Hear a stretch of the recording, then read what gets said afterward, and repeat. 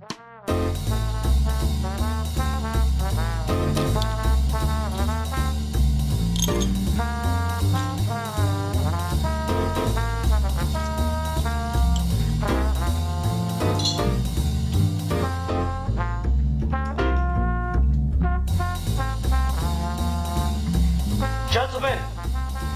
the time has come once again to discuss things.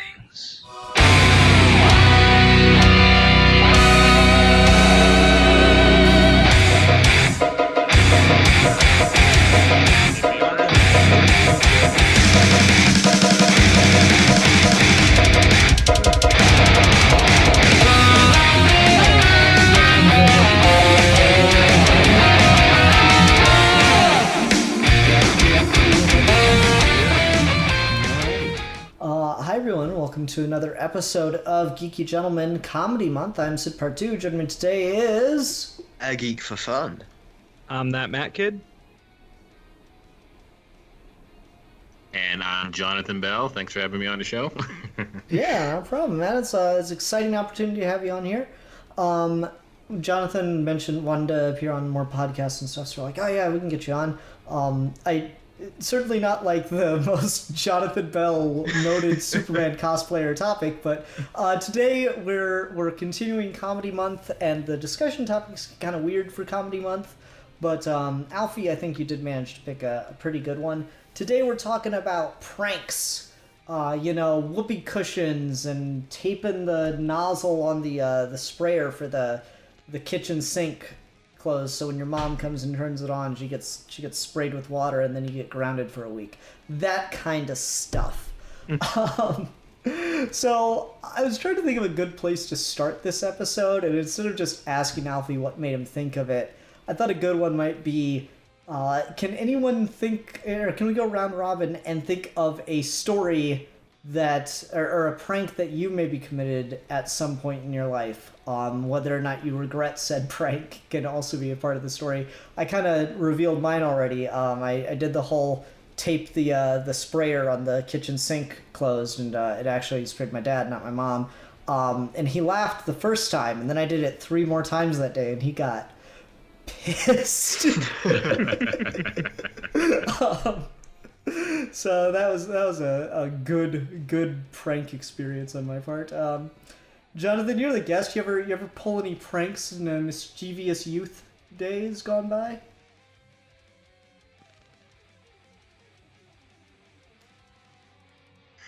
As weird as that kind of sounds. Hello? Yeah, we can. Okay. Like, I think you maybe cut out at the beginning of it. We just heard the "as weird as that sounds" part. As weird as that sounds, I've never really been one to prank a ton of people all the time, so I can't really think of anything that stands out that I've done. Okay, I know I'm kind of lame in that sense. Oh, that's okay. All right. How about Matt? You ever pull any notable pranks? If I end up being the only one that has a prank story, this episode's gonna be awkward. We're just gonna judge you for the entirety of the session, right? Right, Yeah. right. How about you, Matt? Any pranks? Any good gags you pulled on somebody? Oh boy. So when I was younger, I thought it was really fun to annoy the ever-living shit out of my parents because I was an obnoxious little child. And I remember this was probably in like junior high, and I got a hold of these pretty decent looking like fake rats, like fake rubber rats. Just put that shit up in like the high cabinets, somewhere where you open it, you just kind of see the shape of it, but you can't really get a good look at it because it's kind of way up there. And I was like, oh, this is going to be great. This is going to be so good. Next thing I know, I'm in my room playing, Xbox or something.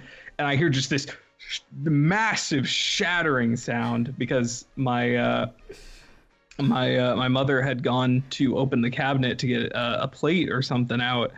And she saw it, freaked out. The plate fell, smashed all over the ground. Turns out it was actually one of our kind of expensive set. And Dang. I felt a little bad about it, like a little bit. And from that point on, I really didn't pull a ton of pranks. Because I just felt bad, So. How about you, Alfie? Any pranks that you pulled? Well, I mean, between the three of you, we've got freaking saboteurs, mishmashed play cracking people who have to get money to fix things, and then just actual Clark Kent who's never hurt a person in his life, apparently. So I'm gonna immediately break the thing and talk about evil pre-crisis Alfie in my darkest days, because us British guys, we like to go for the more psychological pranks, and it was very fucked up, and I'm not proud of this at all. But back in primary school, I don't know what grade that would be for everyone at home, but there was a teacher. I think it was a art teacher, because they're always the one most unstable. Like, just it's just normally where you go. It was an art teacher, and for some reason, me and my friends really wanted to just break them. I don't know if it was a grudge or if it was just childhood boredom, and kids can be mean.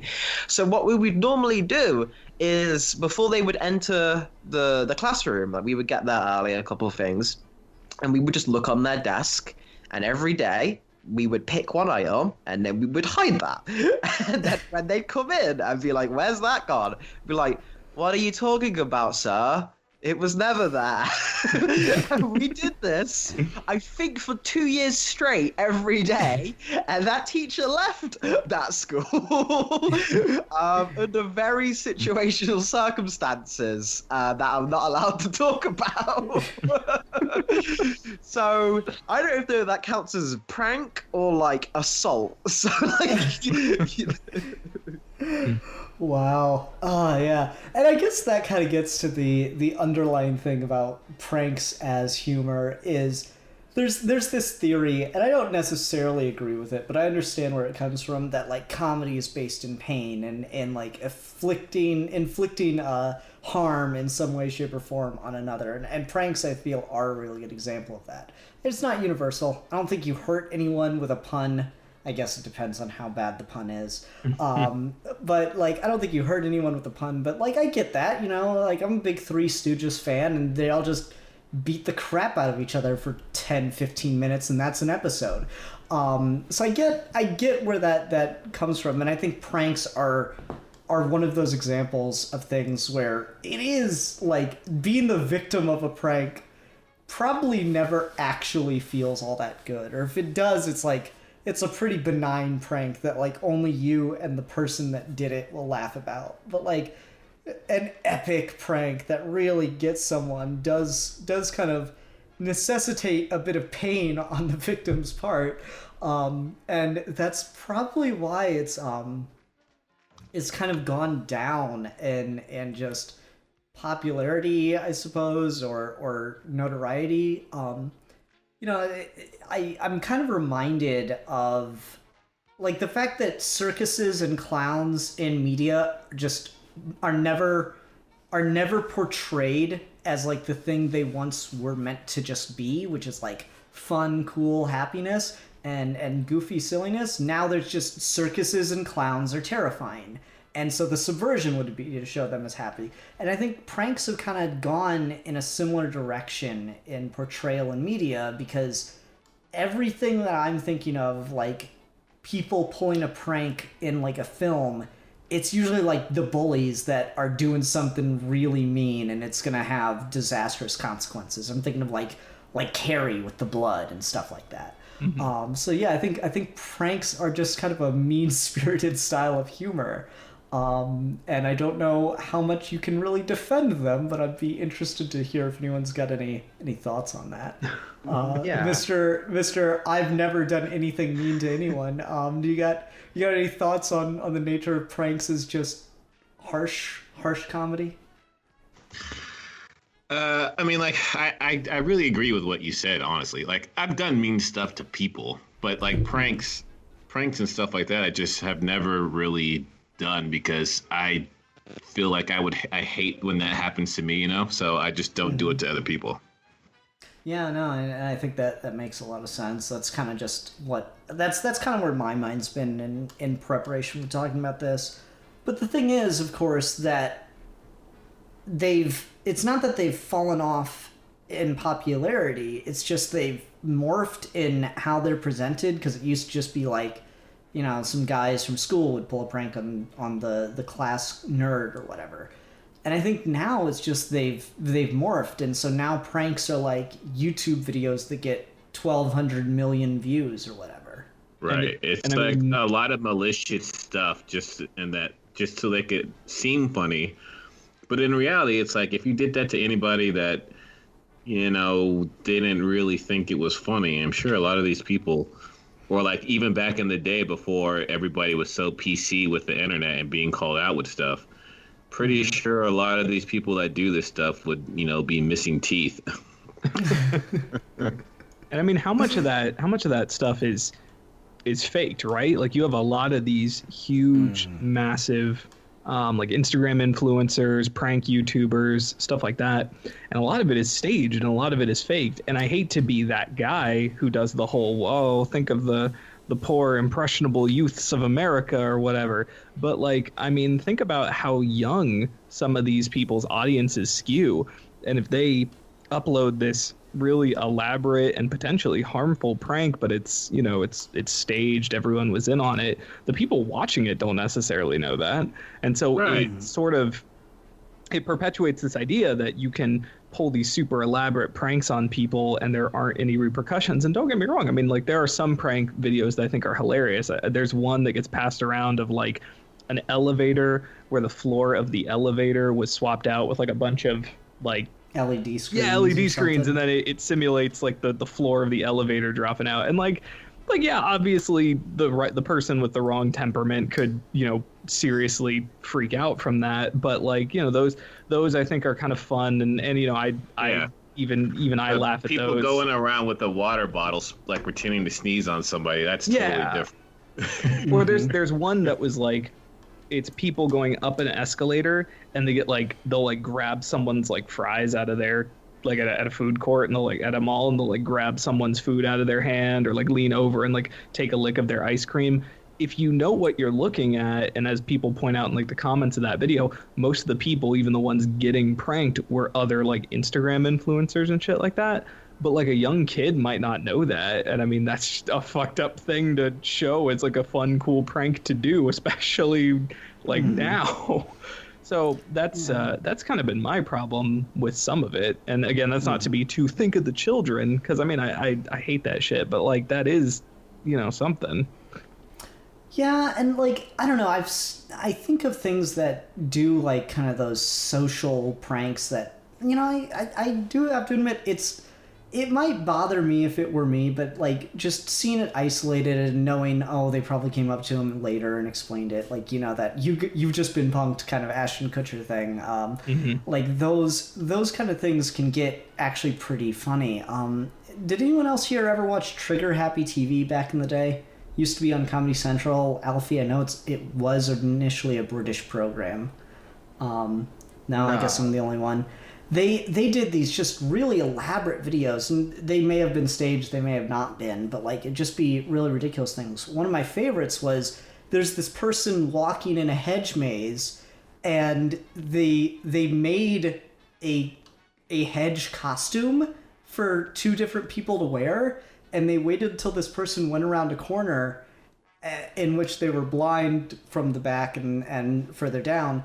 And then the hedge people just like slowly closed in on them, cutting off the path and kind of moving in closer and closer. Like every time they turned around, they just got closer. And so the path kept shrinking on them. They're like, what? And I'm like, that's really funny. But if you like, at the same time, it's like, if you're a claustrophobic person, that would be terrible. So it's just, I don't know. I think in order to pull off and arguably in order to come up with some of these things, you need to be kind of a malicious person. In a number of ways, but I don't know, I hate to rag on them just universally, because there is something to it that like can be enjoyable. I just think that maybe we need more of the things of like the debriefed, the "you've been punked, my friend, you've just been kicked in the nuts" kind of moments. Well, that's why I like Impractical Jokers so much, because they're funny and tasteful without being malicious, Mm-hmm. I don't think I've seen much of their stuff.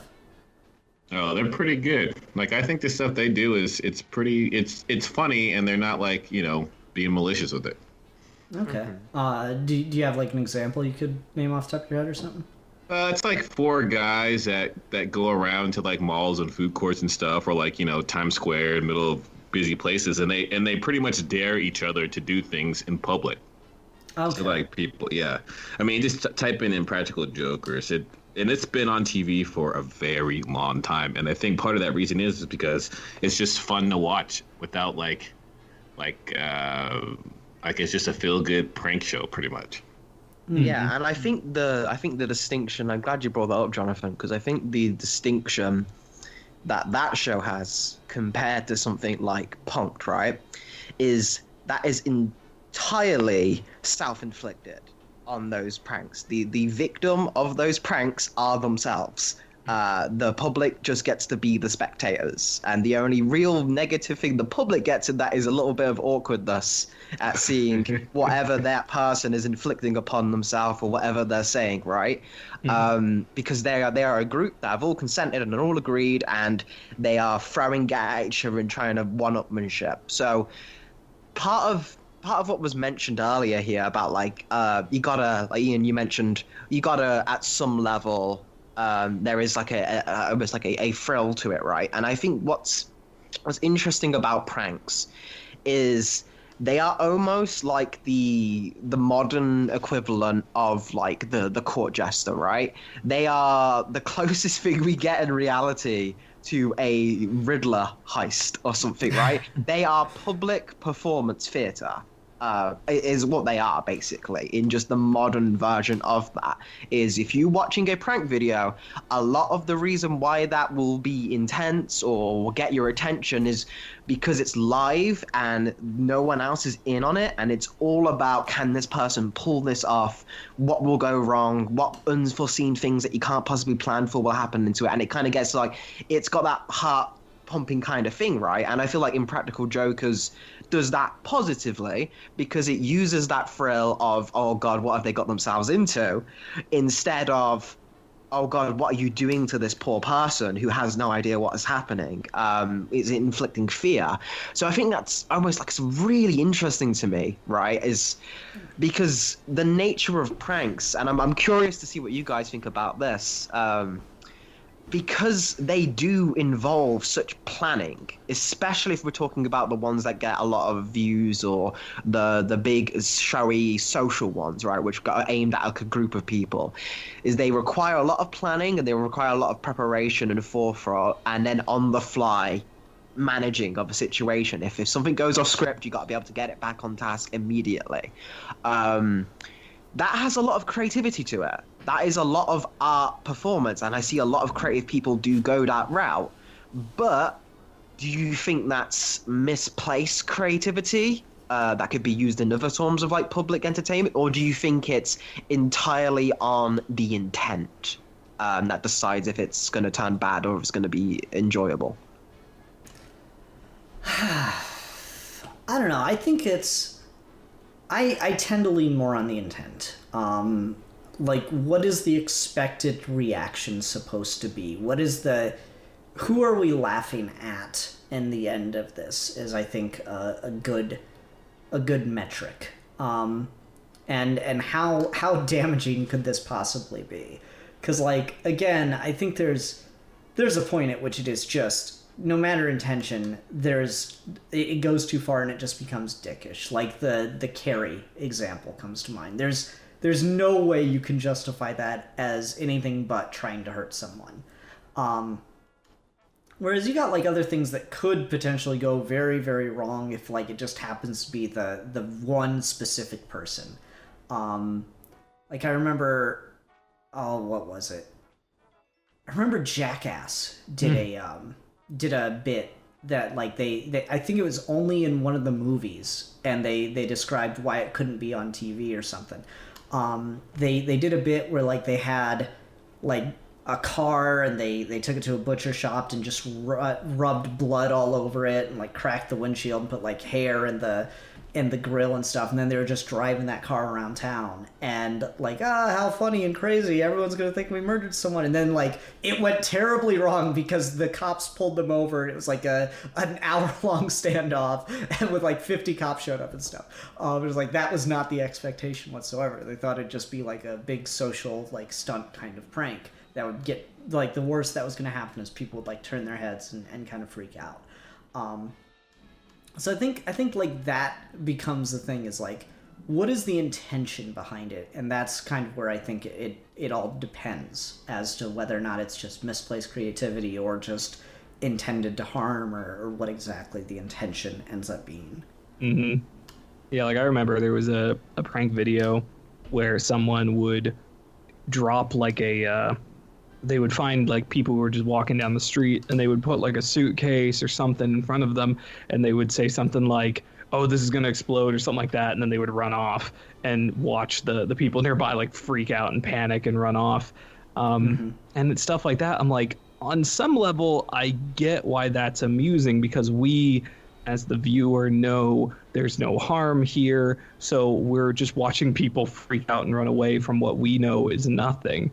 But they don't know that, and especially in a world that's post, things like 9/11 and things like that, taking advantage of that sort of fear is really messed up. And there's a lot of prank videos who kind of do that. They take advantage of these sort of societal fears that float around in the zeitgeist, and they just sort of run with them. And you're like, you as the viewer, just like, well, this is absurd. Just looking at this setup, there's no way there's actually anything dangerous going on, but you're not there in that moment. And so things like that are so, even if I have an initial kind of like, that's kind of silly reaction, like when you think about it, it's really just playing on these fears. And so when it comes to more public kind of performance art that's weirding people out, that's why I've always really liked the more wholesome stuff, like your flash mobs. And I remember when Improv Everywhere was really big, and they would do things like have people dressed as Princess Leia and like stormtroopers and Darth Vader like go to a subway car and reenact, you're part of the Rebel Alliance and a traitor, take her away, like in the subway car while everyone else is just like looking and just like, what the fuck is happening? So like stuff like that is fun, and it's still in the spirit of kind of pranks because a lot of the comedy is from watching the reactions of the people who don't know what's going on, but it's not mean-spirited and it's not fear-based, which a lot of pranks are fear-based. Like, again, I don't want to give Trigger Happy TV too much of a pass because as you were talking about that, I'm remembering other bits they did. And, like, one that comes to mind is, like, initially I think, that's pretty funny. But then I'm like, I don't know. The more I think about it, the more I'm like, is this dude's just, like, walking in a park or something and, so, like, there's this big group of people right in front of him. And then, like, one of them just, like, stops and, like, points at the guy. And they all go, you! And then they just start rushing toward him, and I'm like, just in the moment watching that is pretty funny. But then I'm like, God, thinking about being that guy is like, oh shit. But then Trigger Happy TV did other stuff that was like pretty damn funny. Like, I remember at one point they shut down like a lane of traffic with like construction barrels and stuff. And then they just have, like, the construction workers, like, playing volleyball in the middle of the shutdown lane. And, like, that's... Yeah, someone's probably really annoyed in that traffic jam, but that's really damn funny. So, like, I don't know. It's interesting to think about, like, what exactly you're playing into and when is it too far or something like that. For sure. And it's definitely, I think it's interesting just as a whole. Do you think the fact that we've become so integrated with social media and sharing videos enough that's what's made this happen, right? It's that instant celebrity. It's that instant even the most wholesome ones still rule a little bit on that kind of like, whoa, this is pretty outrageous content because it's happening to real people in real life thing, right? It's that real reactions from people just off the street seems to be something that fascinates people a lot. So I think maybe that's got something to do with it being so prolific. But I also think on the darker scale of things, as much as we are talking about like all the ethics and everything about this, like 99% of these people, mostly guys, never crosses their mind. They never think it through this far. And a lot of the worst cases of when this has gone too far has happened for people who've just been stupid. There was a case of there was like a prank channel, and they had set up a fake museum robbery where they were going to run in with like masks on during a museum tour, and they were going to steal these paintings which aren't actually real paintings, and like run around and be like, we got the paintings, run off, and they were going to see how many people would join in, what people would do, etc.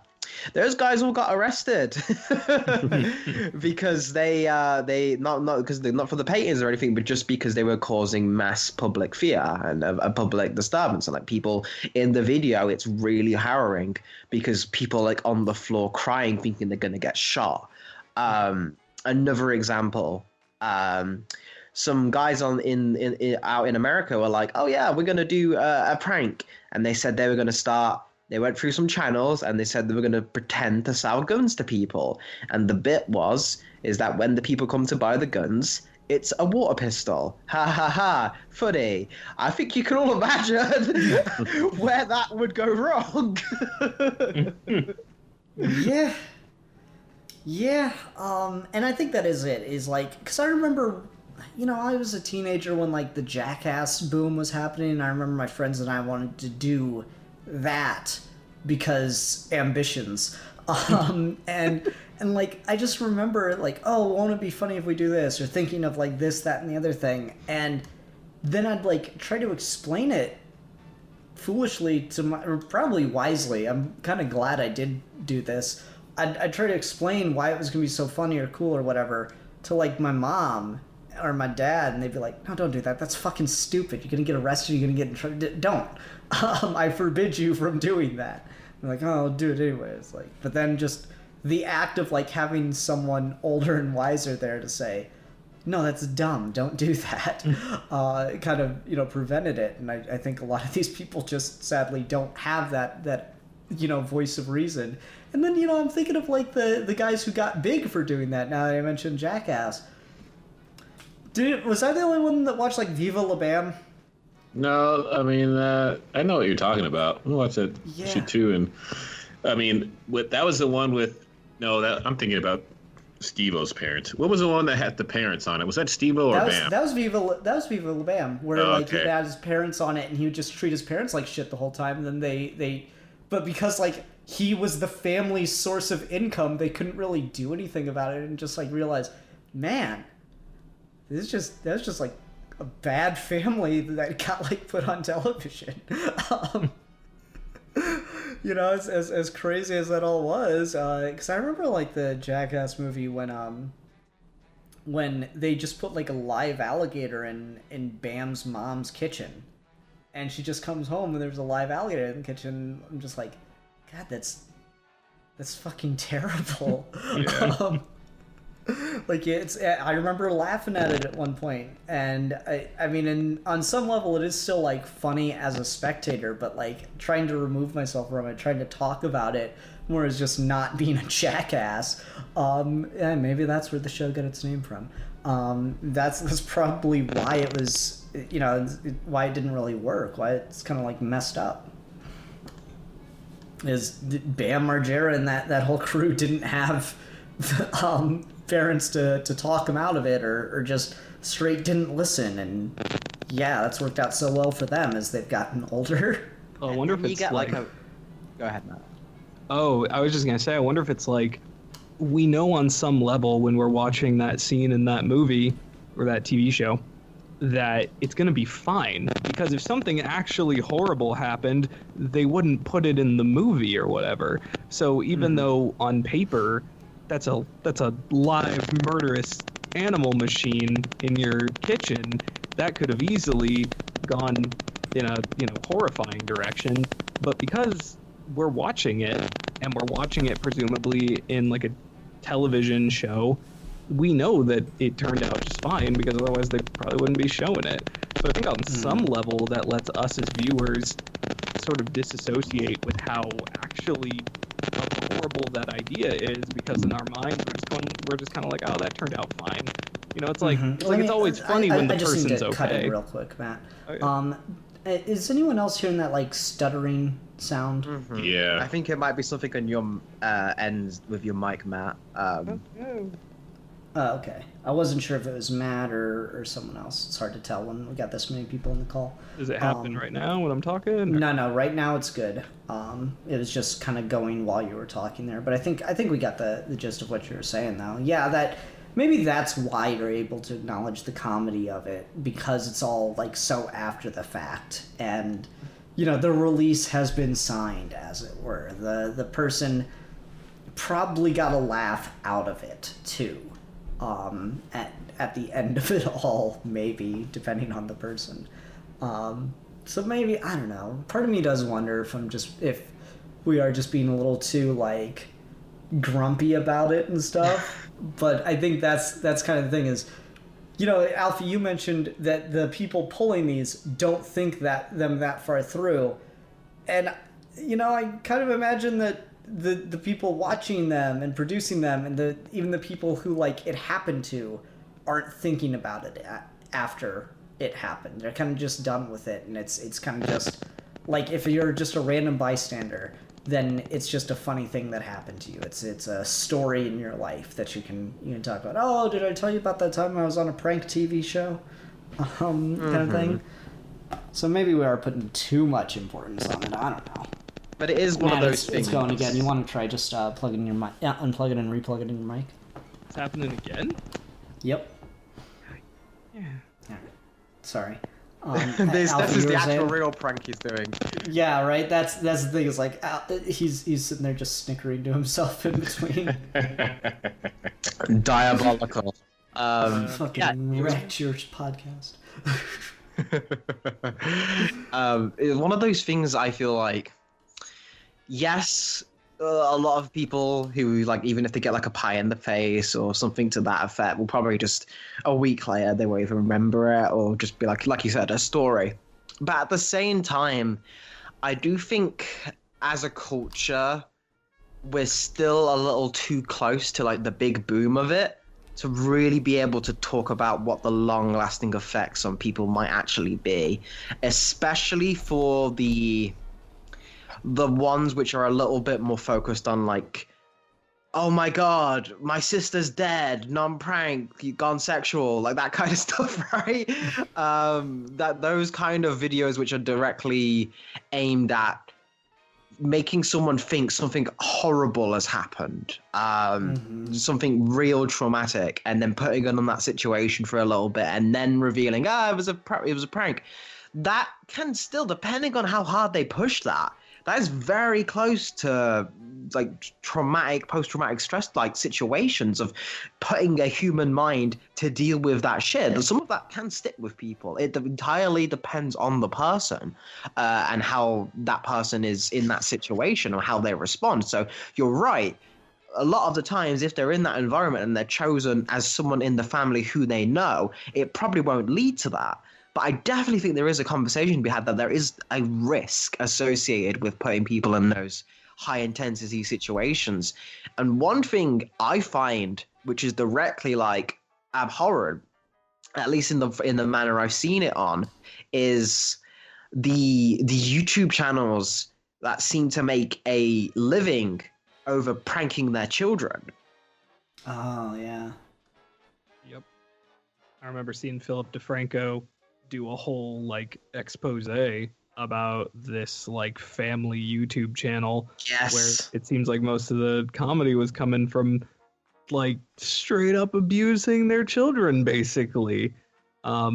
And I remember that blew up, and that channel became huge and widespread and well known, not for their content, but because someone with Philip DeFranco's audience called them out on it. And I remember just seeing that all play out, and then being like, no, we planned all this, we're just acting, they're totally fine with it. But when you watch the videos, it certainly doesn't look that way. Either that, or these are the best damn child actors I've ever seen. So it's it's, I don't want to say interesting, but it'll be something to see if that affects those children in their adult lives at all. Mm-hmm. Yeah, and like it's funny you mentioned that, because like even then that can still be fine when it's like innocent, like the viral videos of like pranks. Because I was watching one just recently. I follow Daily Dose of Internet, and he posts just random stuff from like photography to nature videos, just like cute cats, kind of stuff like that. And he posted one that was pretty good of April 1st. A dad told his 3 daughters that the quarantine was off and it was time to go back to school. And they're just standing at the end of the driveway, woken up for the first time at like proper time for school in a good week or two. And they're just standing at the end of the driveway, and he's just like filming them, and he goes, "Hey girls, what's the date?" And it takes him a minute to get it, and then the one just comes like running up, "Dad!" Like that's, I don't know. There's something innocent and fun and like in that window in your life, because my mom and my dad like make fun of me and stuff like that, or pull something kind of like that on me on occasion. My dad had no patience for freaking like Easter eggs, and so I'm out there like 6 years old in the yard looking for an Easter egg for 20 minutes, and he just keeps telling me, the best place to hide something is in plain sight. And he's standing right next to the damn things. So like stuff like that, I don't know. Like I look back on it and think about it as innocent, but then yeah, when you build a freaking brand around that as your like YouTube career replacement, yeah, that's probably pretty damn damaging. Especially when you have to keep upping the ante to keep the viewers. You have to keep escalating it. Yeah. Because, like, I know there are channels that exist, like, I can't remember the name of it, but I know there was a channel that got really big as just the husband-wife prank war. That it was just, like, this couple that was, like, always just pranking each other like crazy. And I remember seeing some of their videos and being like, man, that just sounds exhausting. I don't think I could live that way. Yeah, I mean, like, you'd have to really like to do that type of shit, because then you're just.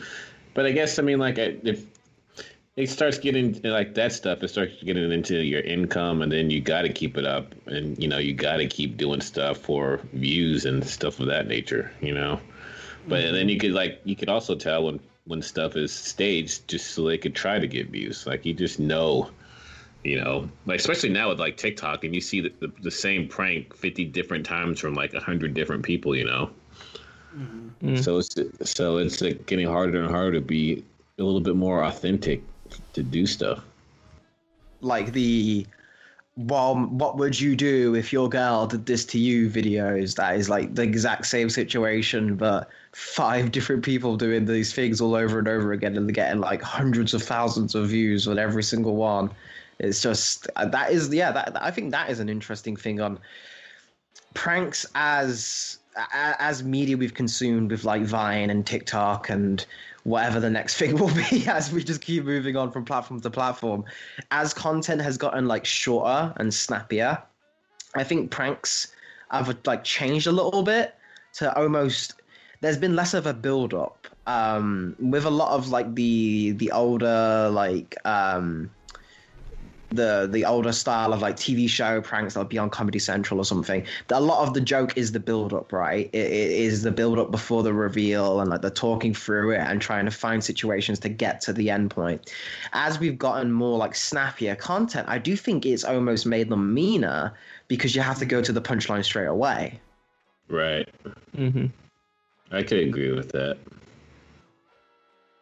They only got like a couple seconds to draw somebody into what they're gonna do, so they literally. I mean, also that could be like them editing it down. Also, That's but true. I think but a lot of the stuff too, where you see somebody with the camera, also like run up to somebody and do something. That is also like, they just got to be super quick with stuff. Mm-hmm. Yeah, I don't know. It's interesting to think about because again, I keep going back to Trigger Happy TV because I really did like that show when it was on.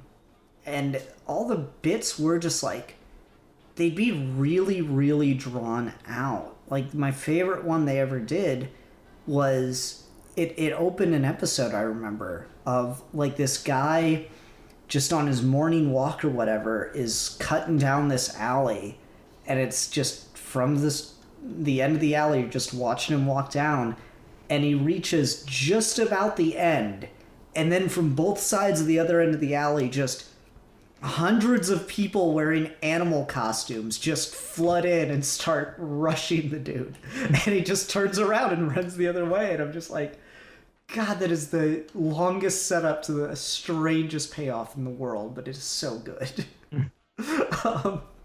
And, the more I think about that one, it's just so perfect. There's no one else going down that alley, or no one else notices the army of furries on the other end of the alley.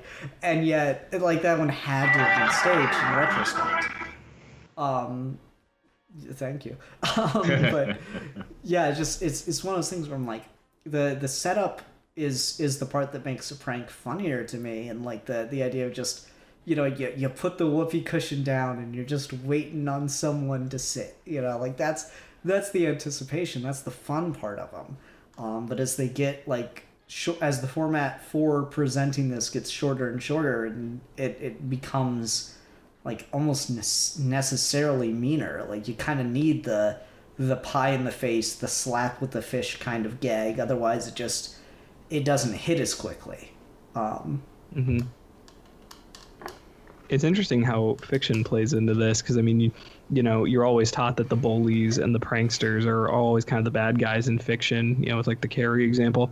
I remember I'm a big fan, like every other 20-something white dude. I'm pretty into The Office, and there's in the first season of The Office, Michael Scott, he pranks people by pretending to fire them. Like, he'll call them into his office and he'll be like, we're just gonna have to let you go, and then he just waits. He's like, I'm gonna tell them that I'm not actually firing them. It's gonna be hilarious. And then the person just starts crying because they think that they've lost their job. And he just doesn't know how to react to it. He just like sits there, and then eventually, after an awkward silence, he's like, "You've been punked." And he's like, we got you. And the person is just like, "You're a horrible person," and storms out. And he's just like, I don't know about that. And it's like, it's this interesting thing, because it's exactly like what you were saying, Alfie. Like, people who do these like really mean pranks, and I'm not trying to say I know what people are thinking, but they might not be thinking what the other person is going through, or what that's going to do to the other person. And so in fiction, we get to kind of see that play out. And in today's society, where everyone is so much more connected on social media, so many more people have a voice that didn't used to. I think people, at least on some level, I think are more aware of the potential harm that their actions could do.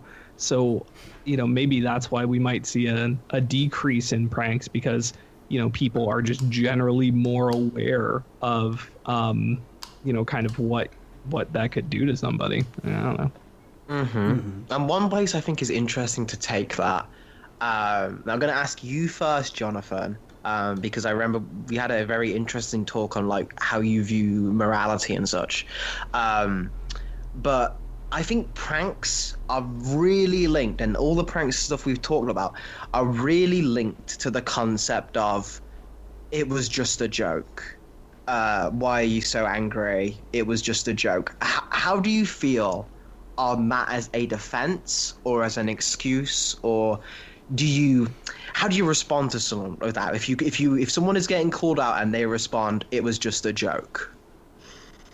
I think that is a off-the-cuff response to whatever.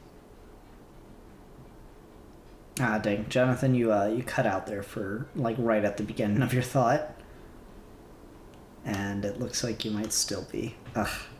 Technical difficulties are the worst.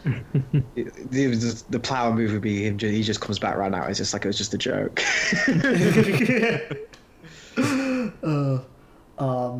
Man, that's quite a pause. Dang it. All right. Well, we're just gonna sit here and patiently wait until Jonathan's able to return to us. Oh, hello. Can you hear me? Yeah. Okay. You cut out like right at the beginning of your thoughts. I'd say just go ahead and start over. Oh, no. I mean, like, I think it's like a direct response to like a or B situation, right? Like if it's a, oh, that's funny, then the response is ha ha ha, yeah. If it's a, oh, that wasn't funny, then the response is it was just a joke. So I think with that being said, it just goes back to the intent. Like if somebody was intently trying to like get on your nerves or like do something maliciously towards you, and you didn't see it like how they wanted to see it, then the first thing off the bat is going to be like it's a joke, because then they're trying to backtrack. But I guess that all goes with discerning somebody's intent. You know, like you can obviously tell when somebody's trying to prank you for the fun of it, or like do some to impress their friends, or like just get back at you or do something, you know. And I think that whole it's a joke thing is like a catch-all for when stuff doesn't go your way. That's what I think. Mm-hmm. It's also kind of people being defensive, right? Because if they tried to do something funny and everyone was just like, fuck you, that wasn't funny, then it's like, well, it was just a joke. Like, why are you getting mad at me? Like, it's not. It's like an unwillingness to take responsibility. And then, if that's the point, then just own it. Like, hey, you know what? I'm sorry. That you can either say I'm sorry or it was just a joke. And most people just say like it was just a joke. You're exactly right on that. I'm sorry you got offended at my hilarious joke, but that sounds like it's a you problem, friendo.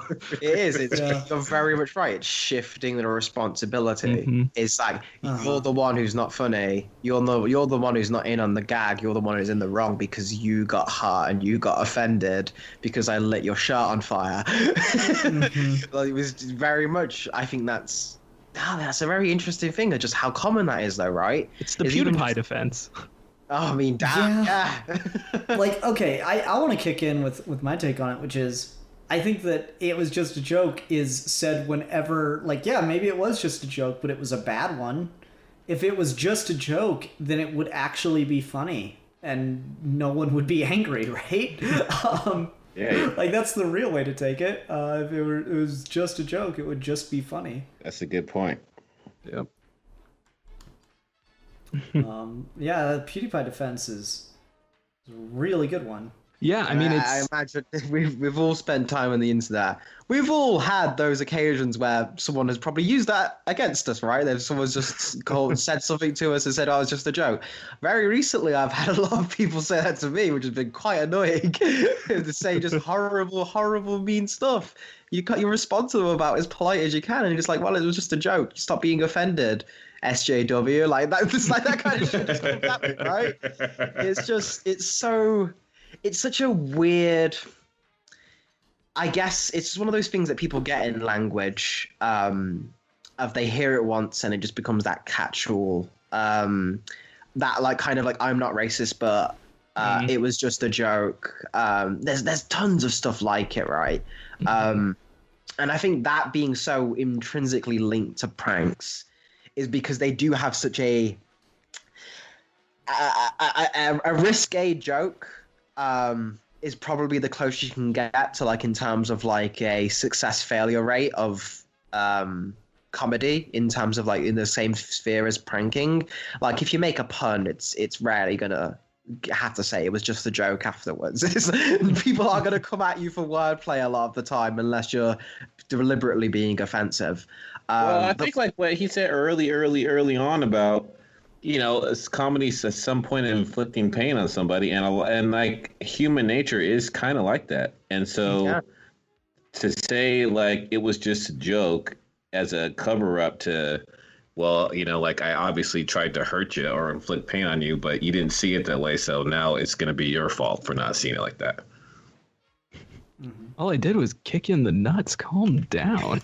My friend, you've just been kicked in the nuts. Oh my god! Like those videos, that has to be staged. That is like 90s internet viral, and just the dude with the freaking orange afro, kicks someone right in the nuts, and then he's like, my friend, you've just been kicked in the nuts, points at the camera, and then they like shake his hand and stuff, and I'm like, no fucking way. That's gotta be like some fucking like satire shit, right? Because like that's exactly because like it doesn't matter if it's a prank. Like if they did something really terrible, like that would be a great like satire thing. Like you do something horrible to someone, like you ruin their lives, and you're like, bro, you've just had your life ruined, and then point at the camera and be like, oh yeah, that was so good. Oh my I mean, God. that's just like the Book of Job, isn't it?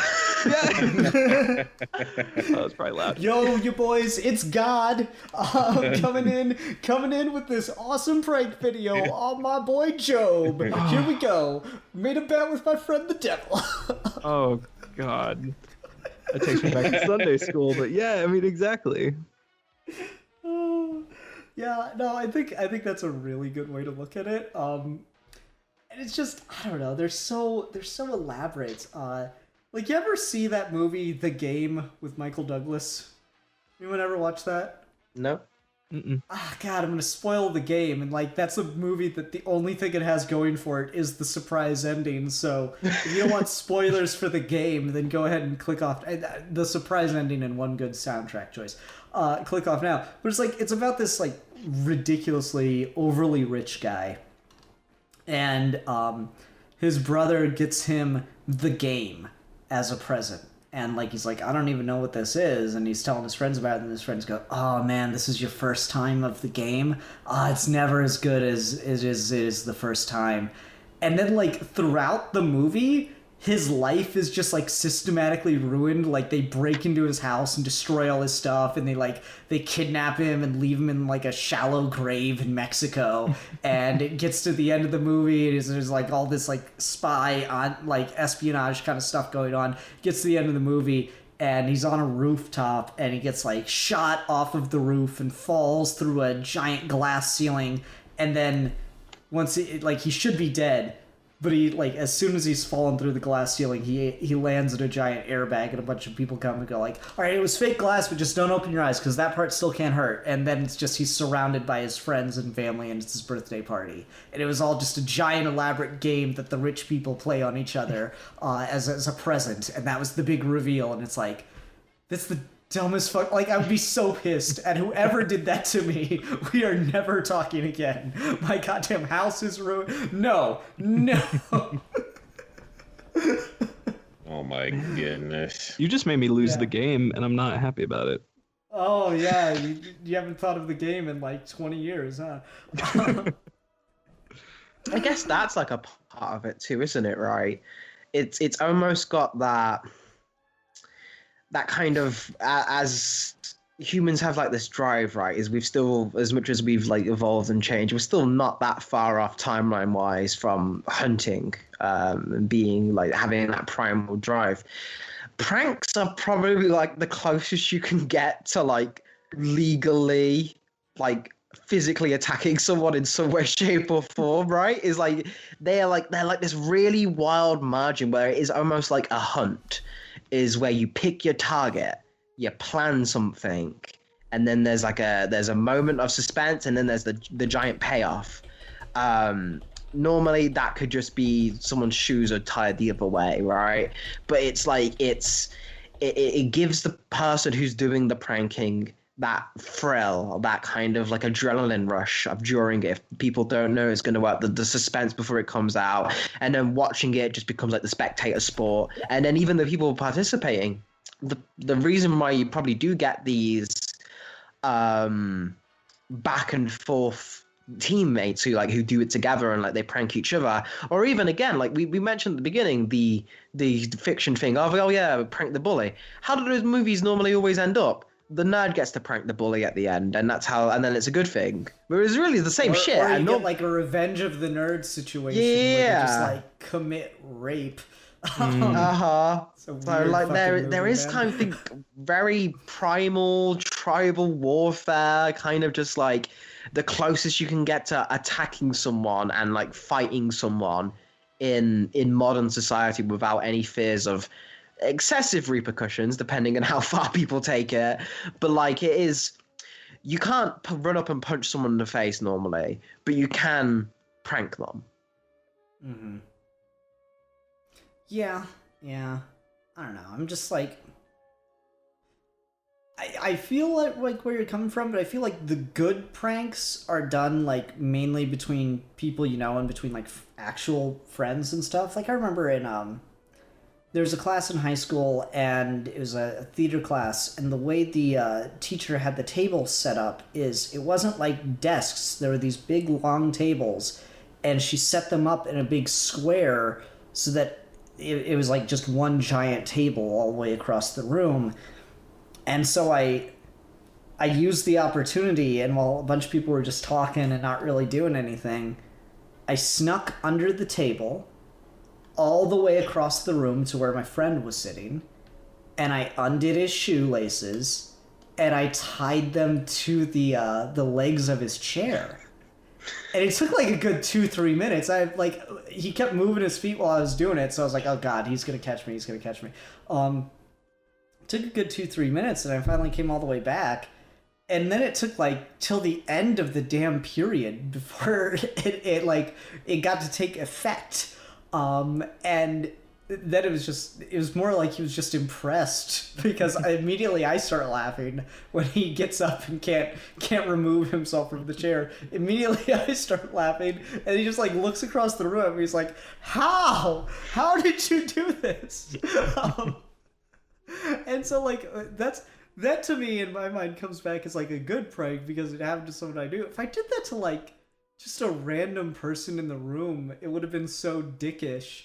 But it's just the good nature of actually knowing the person, I think, is important. So when you talk about like the primal side of it, I don't know if I completely agree with that, because that's when it's just like, when it's primal is when it's less likely to be with someone that like you're cool with, whether it be friend, family, or whatever. And that's when it gets more into like the just being a dick side of things. Mm-hmm. So yeah, I don't know. Or maybe I was just a dick in high school. I would not write that one off either. I'm sure plenty of people from high school would agree with that assessment of me. I like to think I've improved as a person, but also I socialize less now, so maybe it just kind of rooted itself out. So we've got this to your side of the story, but really like the darker thing is like, yeah, we like put hydrochloric acid down my shoes and like watch me squirm as I kept moving around. He's like giggling in the background. It's just like, this is the two sides of every story. Yeah, that's you are definitely right. And I think I am describing more just the people doing it to strangers, or people doing it to people who they don't like. I guess the other thing I'm kind of curious on, if it even counts, but do you think there's like, how much of a difference is there between an elaborate prank and like something that you guys know who Darren Brown is, right? No. Well, the social experiments. Mm-hmm. How far is the difference between an elaborate prank and a social experiment? And is it just the fact that one's leading towards a joke? Or is there something more to that in terms of, because they're frankly getting very similar?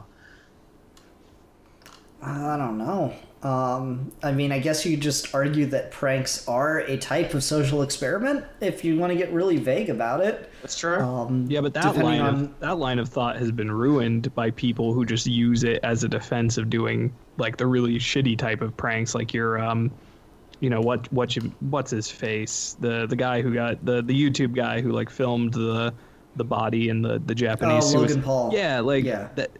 When they describe what they do as like social experiments, it's like, no, it's fucking not. Like it's just a joke, bro, but for intellectuals excuse. Right, exactly. It's like an excuse where you're trying to source on it.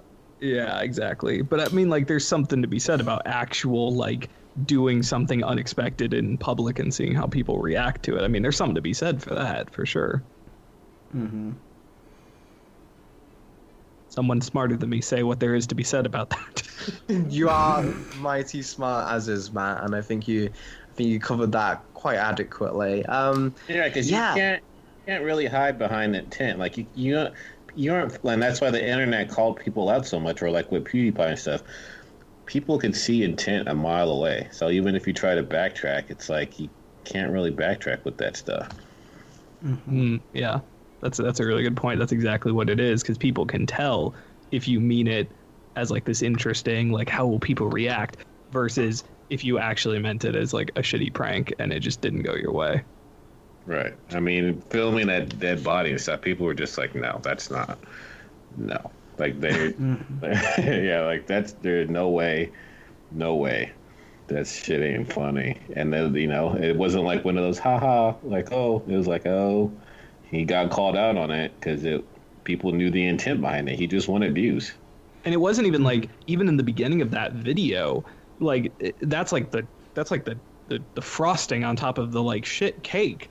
But like even the rest of that video is him going around to various places in Japan, because like a lot of people don't talk about this aspect of the video, and I saw someone kind of talking about it. He's like going around to these places in Japan, and he's kind of dressing up in Japanese like traditional clothing, like kimonos and stuff like that, in a way that's not really being respectful, and is just kind of being belligerent and obnoxious, and he's just being kind of an ass to random people in the streets in Japan.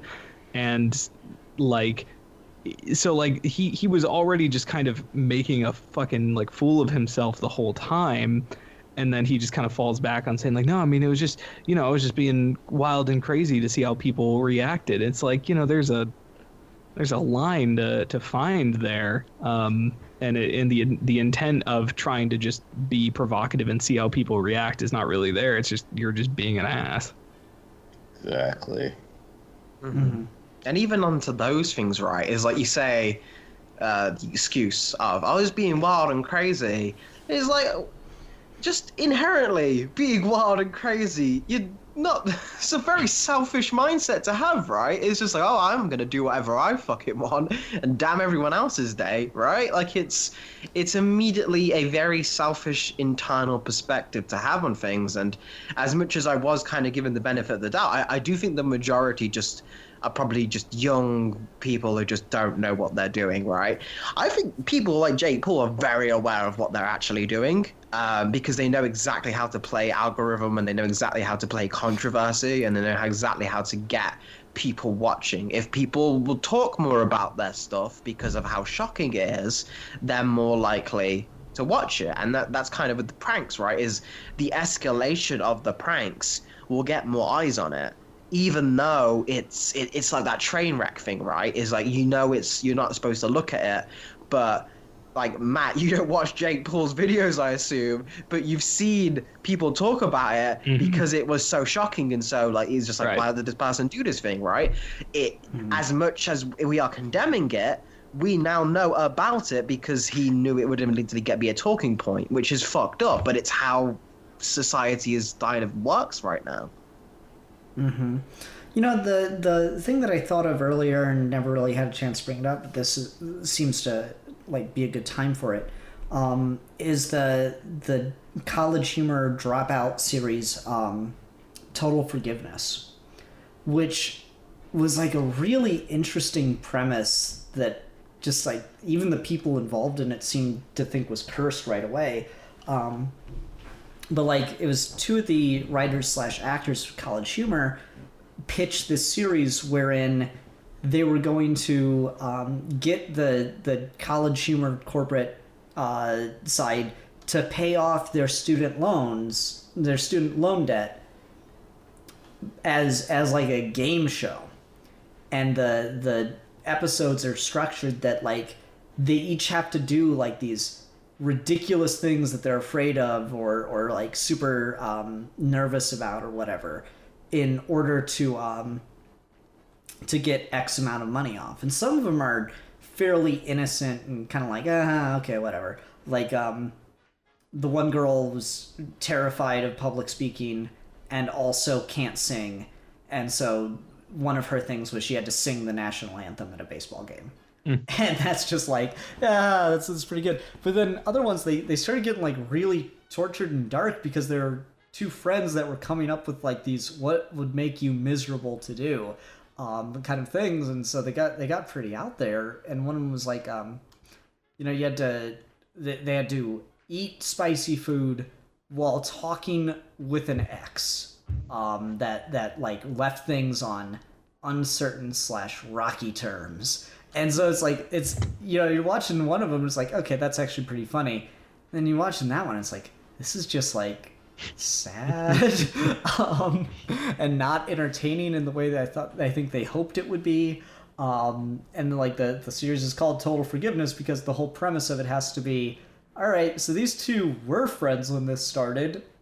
Is that going to be that way at the end of it all? And I don't know, I didn't watch the whole series because you had to subscribe to their service to watch it all, but it just came to mind it's like, that's kind of going to what we talked about with intent and like friendliness, and just it's got this psychological element to it and everything too. And it is about trying to play on the algorithm because, yeah, I watched those episodes because of the marketing that they did for them and stuff, and I watched some of them, and it had that kind of, you can't help but watch kind of mentality to it.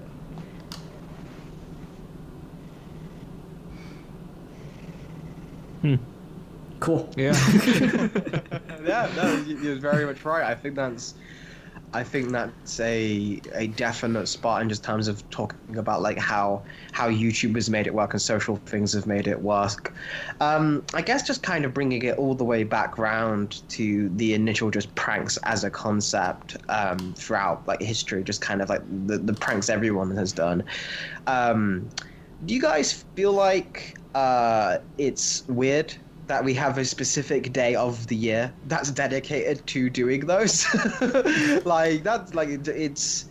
How do you guys feel about April Fools being related to pranks? Do you think that's worthwhile? Do people take that too far, or do you think that is one thing that's kind of been because I see it as like it's almost been like the thing that's been keeping the wholesome pranks alive a little bit. It's like you mentioned the parent and the quarantine school story. Like I see stuff like that a lot of the time at April Fools, and it gives you that haha, but it's like it's a wholesome feeling, right? How do you feel like April Fools changes the games for pranks? It's funny. We have Jonathan on here, and Jonathan, it's great having you on here, but like, it's almost that we picked the exact wrong person to come on for a guest episode, because who would have had a lot to say about how awful pranks are is our good friend Lo. Like, day before April Fool's on Twitter, she posts this whole thread about how she hates April Fool's Day and nobody better do anything, especially with the COVID thing going around right now and all this other stuff. And I'm like, yeah, this is a bad time, bad year for April Fools this year, I bet. But at the same time, I don't know. April Fools can be fun. April Fools can be wholesome. I do like the notion of a holiday just dedicated to trying to make people laugh. Whether or not that ends up succeeding half the time is another story entirely. You ever Has anyone ever been got by an April Fool's joke, by like a public one, like the studio announces this movie or something like that? Has anyone ever been hoodwinked by an April Fool's prank that you can think of? I think I don't know April Fool's specifically was the date, but it was maybe it was because it was very close to those. But I remember when you're younger on the YouTubes, Matt will know this feel of just like looking up, what's the next Sonic trailer, or something to those things, and then getting a bit hoodwinked. I think even there was like an announcement for like, oh yeah, we're doing Spider-Man 4 or some shit like that, and I was like, oh my god, this looks legit. Normally I don't believe these things, and I just didn't check the date. I'm still pissed about. All right, it's fucking 2008, okay? And it's I'm younger. I'm less experienced, less worldly. I don't know what to look out for. I'm fucking however old I was in 2008. Who knows? And I'm on the internet. And next thing I see is Legend of Zelda movie trailer premiere. Oh yes. What the fuck is this shit? I go to it. It's IGN. IGN's legit. They give me all my news for nerd stuff, and I click on it, and it's glorious. And, you know, looking back on it, like, it's very clearly a fan-made thing, but, like, it's fan-made with the budget of IGN. It's not terrible, and especially in 2008 when I'm less world-weary. And, like, it's got, like, over 5 million views, and, like, to this day, people get pissed off about it. And I remember that's, like, the one that, like, to a lot of people, I think myself also, like, that's the one where we're just like, nope, no more April Fool's media announcements. We don't trust them. We cannot trust anything that they put out. And then, like, I don't know, when you were talking about, like, April Fool's Day, it's just like, it's a day dedicated to pranks. The only thing I could think was, I'm just like, have you ever seen The Purge? Like in The Purge, it's like, okay, we have a day where you can do anything you want, and it's not illegal. You can go out and murder, you can go out and steal, you can go out and rape, pillage, and plunder, and it's fine. And in their internal logic is that, like, because we have this day where people get out all this cathartic evil, that it causes crime rate the rest of the year to drop significantly. And so I'm just like, is that what April Fool's should be? Like a day where everyone gets, like, the prankness out of their system, and then the rest of the year, like, no, like, oh well, you know, everyone just got it out. It was a cathartic day where they could just prank people for days. But I don't know. April Fool's is weird because, I mean, I think it is kind of weirdly wholesome for how messed up pranks can be. Mm-hmm. So that's interesting way to put it. It is, but I mean, like, just like you, I'm like, I always know, like, around what time April 1st is, like, whenever, and we all know each other pretty much from Twitter, so it's like we've all learned by now.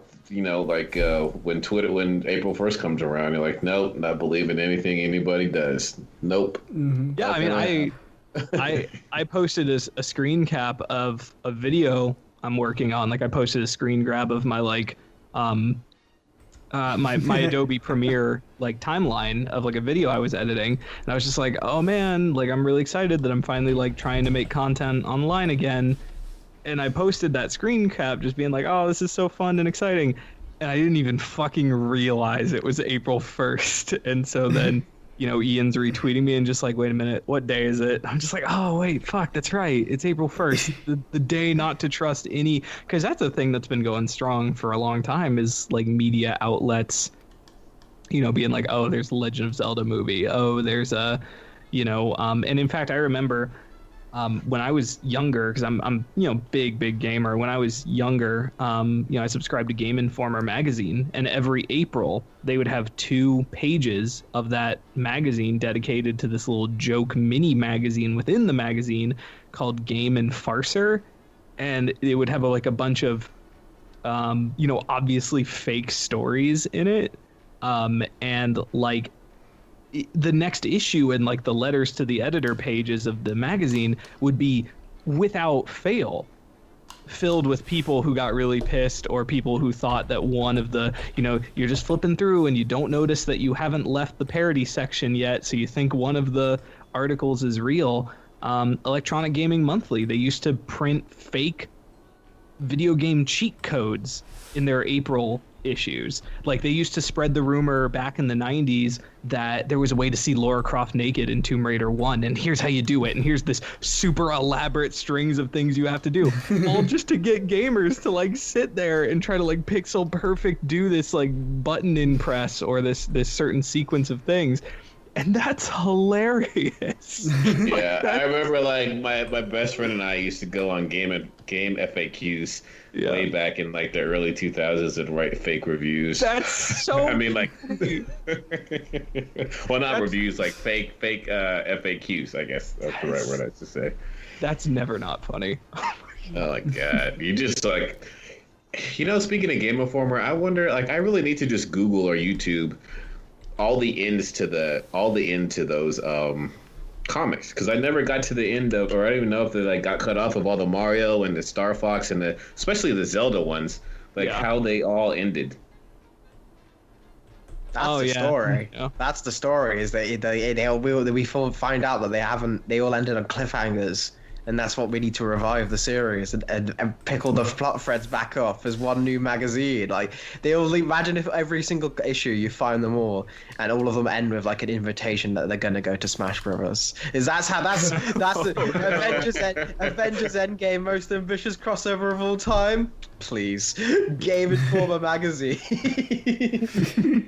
Well, that's the thing, because like putting like fake news stories, well, maybe not news stories, but like fake media announcements or like fake walkthroughs for like some hidden secret, unlock this character. The worst that happened is someone wasted a half hour of their time trying to see Lara Croft in her like polygonal nudity glory, or the worst that happened is that someone thought this cool movie was going to be happening. Like it's just inherently pretty harmless, and it's just never not funny. And I don't know if part of it is because like no one's harmed by that. Like yeah, you might get disappointed, but it's just pure innocent fun, and it's always fun to make fun of gamers. I mean, come on.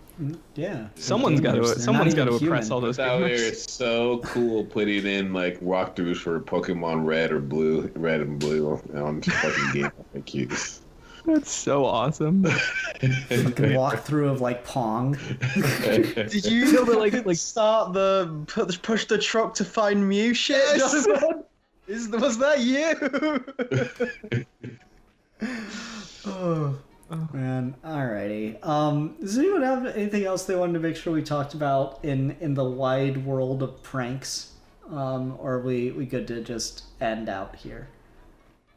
I feel like that's pretty much covered everything. I just wanted to very quickly on the April Fool things mention that we had the opposite problem is because we put out the video that beautifully Jonathan starred in as a Superman, but like we must have done the production values too good because a lot of people didn't get the joke and they were like, they're falling off with their storytelling. None of this is believable.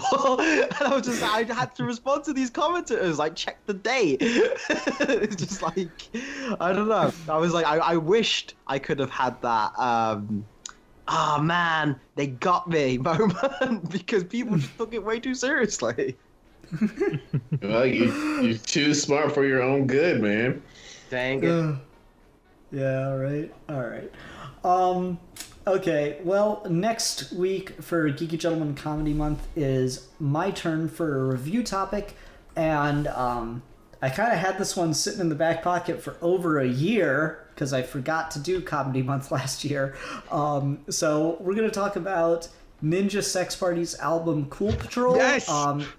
In particular, I want to make sure we watch all of the songs on the albums that have music videos, which I think is most of them by this point, because they're actually working on a new album at this point. So I think almost all of their songs from that album have music videos. So we'll try to maybe I'll like make a playlist or something to make sure it's easy clicking for you guys. So that'll be next week because we talk about the album Cool Patrol. And its accompanying music videos. Until then, everyone, thank you so much for watching. Until next time, I'm the Philosopher. I am the champion of the oppressed. Wait, are you going to make me say this in front of Superman? Yeah, please. Yes, you're going to say this in front of Superman. You're going to say it proudly, and you're not going to try to explain it with a caveat or anything like that. You're just going to be like, just frank. And I am the Sonic Erotica Lover. I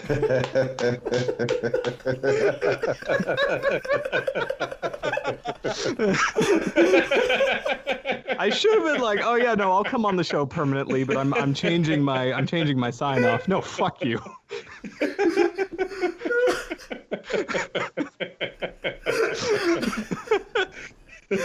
we're your Geeky Gentlemen, and we will be discussing things.